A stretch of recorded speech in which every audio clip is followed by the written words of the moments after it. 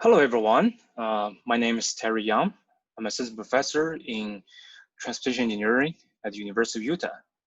Today, I would like to introduce some of our recent research on traffic state estimation with physics regularized Gaussian process, and we also define it as a new insight into machine learning applications in traffic flow modeling. First, let's take a look at the background. So the traffic state estimation, for short, is TSE, is a key step in many advanced traffic operational tasks. For example, we can use the TSE to support the variable speed limit control or travel time predictions. So as the traffic sensors on the freeway networks can only cover limited range of areas, so the TSE is a very useful tool that can provide full field traffic information. For example, if we take a look at the figure on the right-hand side, and we have two traffic sensors installed on this 5 kilometer long freeway, and we can get the corresponding speed and flow data at these two spots. But we don't know what's happening on those black area because we don't have the traffic sensors over there. But with the TSE model, we can provide the traffic state estimation based on the input from these two traffic sensors, and so as to obtain this fully filled and estimated traffic speed and traffic flows. So in summary, the TSE includes both flow rate and speed estimations, and in the literature, many TSE model has been reported, and most of them are developed with the so-called macroscopic traffic flow models. So in early stages, the macroscopic traffic dynamics were found to be similar to the hydrodynamics. By borrowing the concept from the fluid mechanism, the flow, speed, and density of traffic were defined, and their relationship, named the fundamental diagram, was discovered. And I'm pretty sure most people are quite familiar with those fundamental diagrams. And based on those definitions, the macroscopic traffic flow model were later on developed based on the physics laws, like the flow conservations, and a set of models were later on formulated. However, most of the models were developed under either ideal or very theoretical conditions, and they require great efforts for model calibrations. And in some cases, they are very difficult to work with the noisy and fluctuated data collected by the traffic sensors. So, in summary, we can observe these two data problems in practice. The first one is data noises. As we know, in most of the time, the traffic data are collected by the either roadside traffic sensor or even vehicle onboard sensors. But because of those measurement errors from those devices, we can always observe data noise in the collected data. And the second issue is the data fluctuation, which means we have the data fluctuated over different time of day or even day of a week. And those two issues brings a lot of difficulty in implementing those classical traffic flow model, which are developed based on the ideal or theoretical conditions. So to capture those these two issues, and in the literature, there's a category of research that proposed what we call stochastic traffic flow models to deal with the data noise and data fluctuations. And the first group of this category is called stochastic extensions. So this group of models, they add the Gaussian noise to the model expression, then use the data from sensors to quantify those noise. So however, in the later study, they showed that those simply noised model could lead the possibility of causing negative values in the estimation or producing mean dynamics that do not coincide with the original deterministic dynamics due to the non-linearity. So there are definitely some issues along with those stochastic extension models. Then the second category is called stochastic formulations. So there are three example model that includes Boltzmann-based model, Markovian queuing network, cellular automation-based models. So those stochastic formulations do not have the same concerns of the model in the first category. However, they may lose the analytic trackability, which is defined as the ability of obtaining a mathematical solution, such as the closed form expressions. And they're somehow much more similar to the data-driven approaches instead of the classical analytical model as we introduced. So on the other hand, with increasing data availability, researchers in more recent years start to look at the data-driven or machine learning models. And there's a tons of models that has been reported in the literature. So here I just list a few representative models that has been widely implemented, including the autoregressive integrated moving average, Bayesian network, key nearest neighbor clustering, random forest, neural network, or sometimes people prefer to call it deep learning. So there are tons of machine learning models that has been implemented in the literature, and through the case study, researchers have shown that those models can greatly outperform the classical traffic flow models. So here I'm trying to summarize what has been done in the past half century. And on the first hand, the transportation researchers during the past 50 or even more than 50 years, they devote a lot of efforts to develop those classical traffic flow models.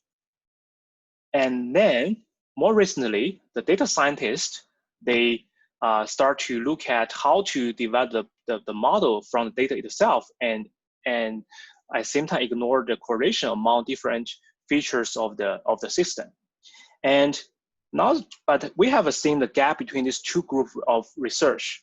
And so from the data scientist aspect, when they look at the traffic flow model, they say, okay, we value your efforts, we value your contribution, but please just give me the data.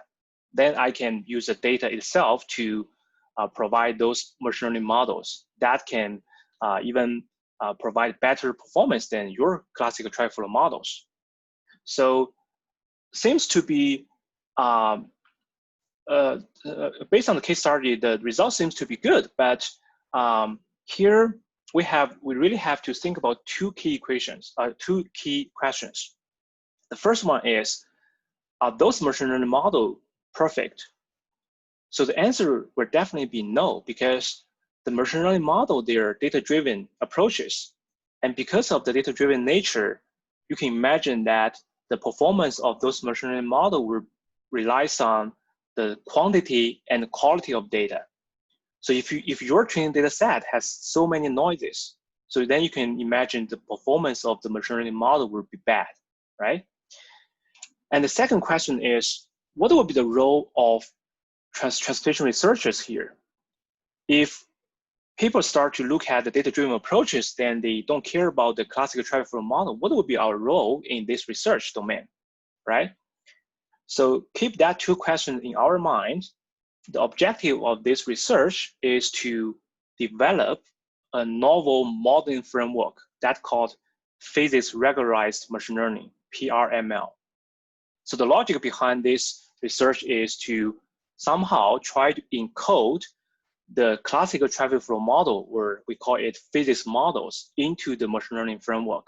So then we can use the valuable knowledge from the classical traffic flow model to regularize the machine learning training process so as to improve the model performance. So compared with the classical traffic flow model, the PRML can effectively capture the data uncertainties. And also the PRML can eliminate the efforts in the model calibration, because we can use the training process to automatically calibrate the model parameters. Compared with the machine learning models, the PRML is much more robust with noisy training data set, because as you mentioned,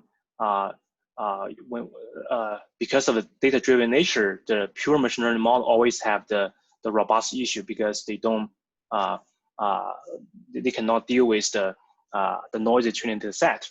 And the PRML is also more explainable in terms of the model performance. So one thing that most engineers always criticize the machine learning model is those models are black boxes. So you have the input, you have output, but you don't know what's going on between the input and output, and you cannot even explain why the result is good or bad, right? So, but the PRGP, the proposed PRML somehow offers a new way to explain the results. Here, let's use a simple example to explain the concept here. In this figure, we can see that we have the collected data, and the blue ones are the flawed data, and the black ones are the accurate data. So imagine if we can eliminate those flawed data on the first hand, then only use the black data or accurate data for the training, then we can get this solid red line that represent the best machine learning model that fit with the accurate data. But unfortunately, in practice, we cannot effectively eliminate the flawed data, and we don't really know which are the flawed data, which are the accurate data. So instead, if we are using the whole data set for the training, then we can get the dashed line, which is the machine learning model with all the data. So then you can see the significant difference between the obtained model and the best model here. However, with the same data set, if we can bring in the valuable physical knowledge from the traffic flow model to regularize the training process, so then we can get this second dashed line, which represent the PRML model. So here the logic is, even though we don't know those are the flawed data in the training process, but because we have some physical knowledge from the traffic flow model, they somehow recognize those flawed data violate the physics law defined in those traffic flow model, then they give more weight to the accurate data in the training process. So then we can see the resulting PRML model would be much closer to the best model here. So in this study, we're trying to leverage the Gaussian process as a base machine learning model. Then the proposed model is further called physics regularized Gaussian process, PRGP. So in the literature, encoding or bringing physics knowledge from physics model to the machine learning is not new. And there are a few, even though there's no direct implementation in transportation, but there's a few methods that has already been reported in the literature. The first category of research is called data augmentation. So this data augmentation method is used when you don't have enough data to train a machine learning model. So in that case, you instead you use either a simulation model or physics model to produce some results. Then you combine the results from the physics model along with the collected data. Then you have a larger data set for the training. So even though this method provides a solution to deal with a small data set, but you can see this kind of a simple logic somehow combine the noise from both machine learning and physics model. Then you eventually got the estimation error accumulated. So second group of study is called physics informed machine learning and physics guided machine learning. I would like to say the physics guided machine learning is a simple version of the physics informed machine learning because both of them are trying to modify the loss function of the neural network. So they obtain the partial differential equation from the physics model, then convert that as a term and add that term into the loss function of the neural network. So then they train the data along with a new loss function that combines the first term from the neural network itself and second term from the physics models. However, this kind of physics informed or physics guided models are developed based on the neural network. As we know, the neural network always have the overfitting problems. So even though the physics informed and physics guided machine learning can work with a small data set as those researchers claimed, but still they have the data robust issue because they cannot deal with noisy data. So in this study, based on the Gaussian process, we propose a new a theory called physics regularized machine learning, and which gave us a more comprehensive framework to deal with the data robustness and also trying to find the best way to encode physics knowledge into the machine learning process. So in terms of methodology, the left-hand side is just a summary about how we define the input vector X, output vector Y, and how we formulate the conventional Gaussian process model. And for better presentation, this figure A shows the logic of the conventional Gaussian process, or GP. So we have input data X, output data Y, and we have F to be the learning function. And then the Gaussian process will provide the learning function based on the correlation between X and Y. So this is a very similar to the many other machine learning models. You have the input and output, then you come out the black box to link the input with output. And this figure B shows the proposed PRGP framework. So still we keep these three components from the conventional GP, but we also add one additional Z, which is a randomized input from the physics models. So then we use the partial differential operator to encode the physics knowledge from the physics models into the Gaussian process. Then we come out the shadow GP, then combine with the original GP. So this is a general concept of this proposed PRGP. And to be honest, this PRGP is extremely hard to formulate and to solve. So then we look at the literature and find there are some existing studies. They use the so-called latent force model, LFM, to encode the physics knowledge into GP. And this is a general expression of the LFM. So however, this method assumes that the PDE, the partial differential equation from the physics model, are linear. And it also assumes the obtained PDE has analytic Green's function with the kernel of the latent function. However, as we know, in transportation, many traffic flow models are neither linear nor having the analytic Green's function. So in this study, instead of using the LFM, we propose to use an augmented LFM that has a simpler expression. So the left-hand side is we use a partial differential operator to encode the physics model, and the right-hand side is the shadow Gaussian process. So we have, in our paper, we have proved that if the right-hand side of the equation is a Gaussian process, then the left-hand side of the equation is also a Gaussian process. So then we can come out the shadow GP based on the physics knowledge. So this two figure just shows the logic of how we can implement the PRGP into this research. And the left-hand side figure shows the PRGP with the multivariate and multi-equations, because in our case, many traffic flow model has multiple equations. So then we can simply extend the previous defined PRGP framework with different equations. Then we have a set of shadow GP has been produced. Then they can jointly work together to provide more accurate estimations. And also, this framework can accommodate the multivariate or multi-output. So for example, in our case, we have the multi-output to be flow, density, and speed. The right-hand side figure shows the flow chart on how we can come out the updated loss function for the Gaussian process.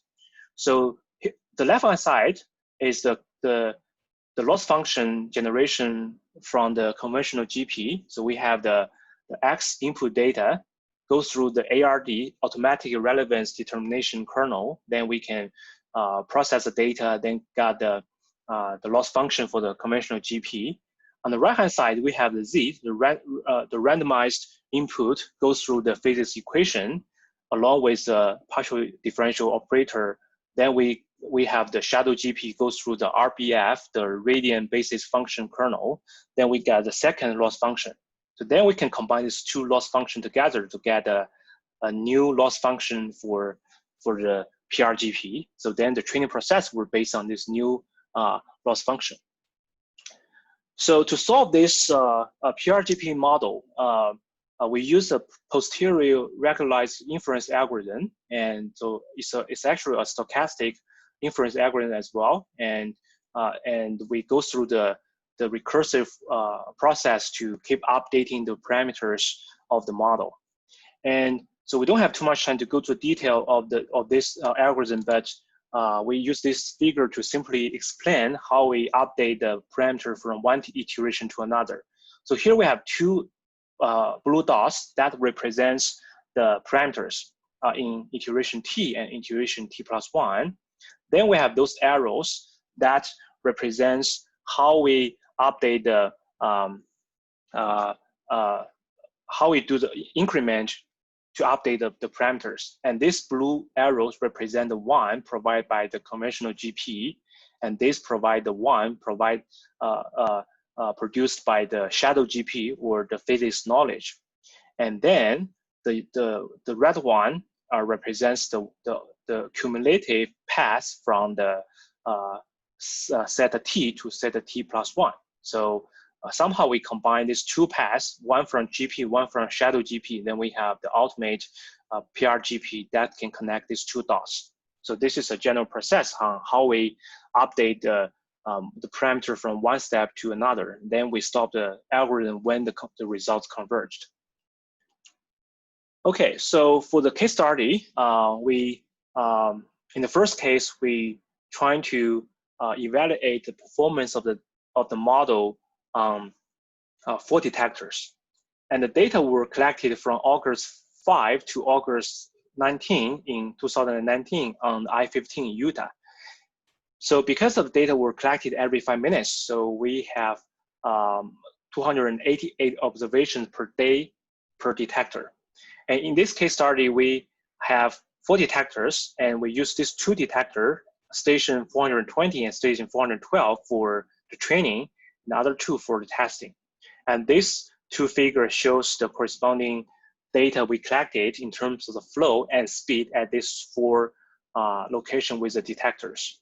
So here, in this task, we are trying to use the data from these 2 detectors, then to estimate the traffic state, including flow and speed, between these 2 detectors. So then at these two location, because we have the detector data, then we can evaluate the performance on the estimation.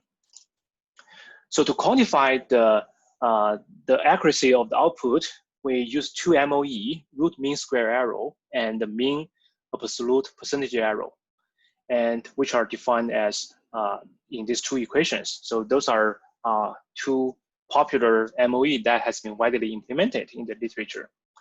And so this table shows the comparison among different machine learning based models.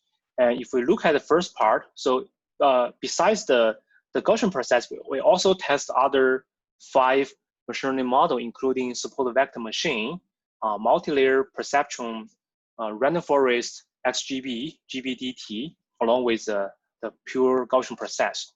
So from this result, you can see that in terms of the speed estimation, most results are pretty acceptable, and the largest one is just 5.7 miles per hour.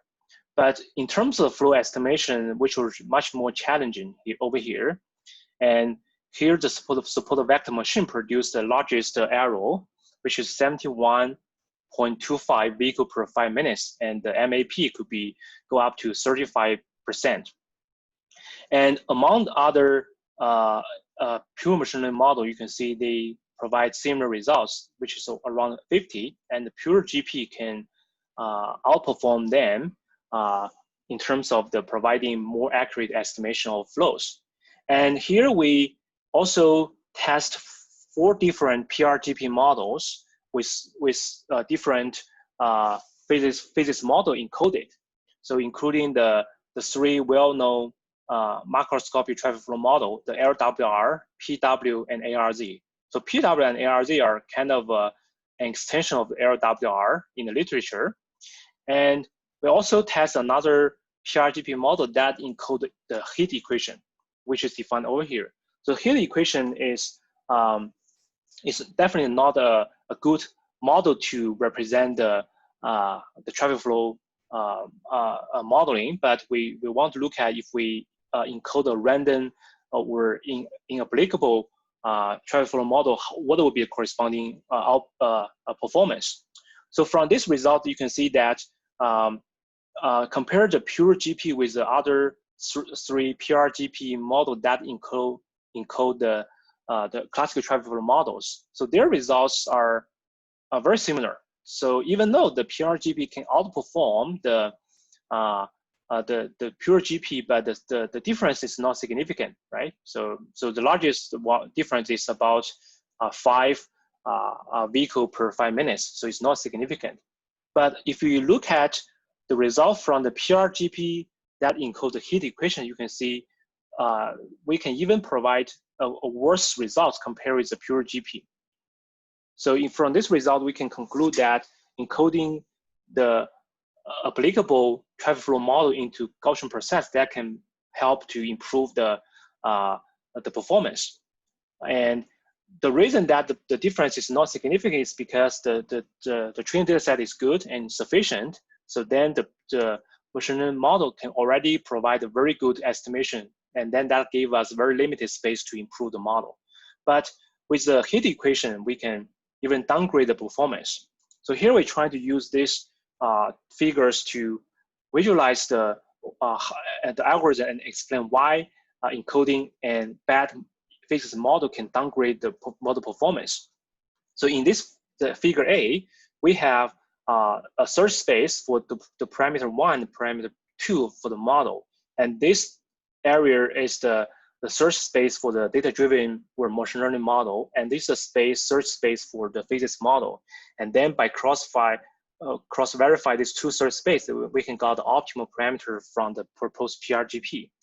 But if we have an inapplicable physics model, for example, in our case, to be the heat equation, so that provides another search space. Then if you cross-verify these two search space, then you got another PRGP model, which is misled by the inapplicable physics model. Then you can see the significant difference between the misleaded PRGP and the optimal PRGP. So that's why we can see the results becomes really bad when we encode the heat equation into the PRGP. So this also offers a new solution to explain why the result is good and why the result is bad. And then we somehow convert the black box into the white box. And this is this table shows the comparison with the physics model or the traffic flow model. Then for both models, you can see that the LWR and the physics regularized Gaussian process with the LWR, and we can greatly outperform the flow estimation and speed estimation. So similar, we can observe the same thing for the PRGP with PW and PRGP with ARZ models. And so recall that one main feature we claim of the proposed PRGP model is its capability of dealing with a noisy training data set. So in this robustness study, the original training data set are further post-processed by adding artificial noises. So with a mean of 100 vehicles per 5 minutes to the flows, but at the same time, the testing data remain the same. So then we want to look at how the model can perform with the noisy training data set. So this table shows the results. So here you can see that with a noisy training data set, so then in terms of flow estimation, the pure GP provide a much larger error. But still, this 3 PRGP model with LWR, PW, and ARZ can provide acceptable level of estimation. So in the previous example, we have them to be about 37, 35, and 34. And now the result is slightly worse, but still at a really good range. But at the same time, the one with heat equation can even provide much larger errors, which is to go up to 138%. So this result can show that the PRGP model, as long as you have the applicable physics model encoded, then the model would be much more robust than the pure machine learning model, the pure GP model. In the second case, we want to look at the model performance with more detectors. So here we have 17 detectors, and some of them are using for training, and 4 of them are using for testing. And this is a collected data.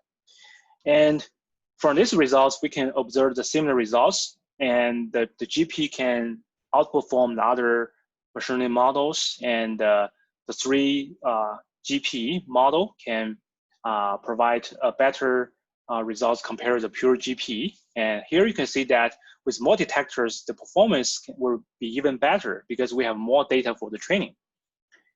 And in terms of the comparison with the physical model, we can observe that the proposed PRGP can outperform the calibrated traffic flow models.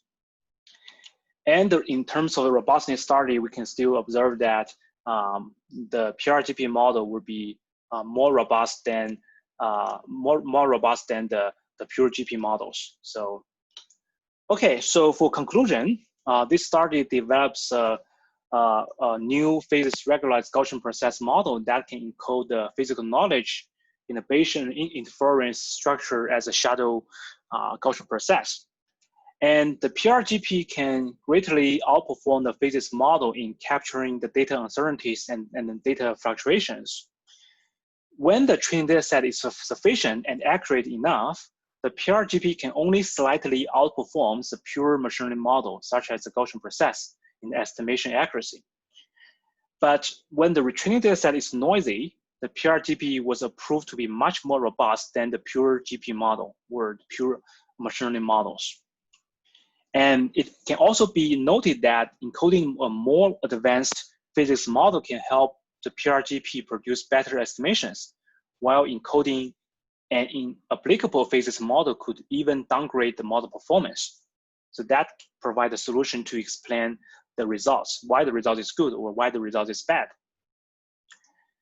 For the more details, you can look at how the model was formulated and what is the corresponding solution algorithm, and how we prove the effectiveness of the model in this paper. And so the paper is submitted to Transparency Research Part B and under review, but we have a preprint that can be downloaded from this archive link. And also we share the data and source code through this GitHub link. And if you will be interested in learning more details, please go ahead to download the paper or get the data along with the source code. All right, that's it. And thanks a lot for your attention. And if you have any questions, please feel free to send me an email from bio.x.young@utah.edu. Thank you. Bye.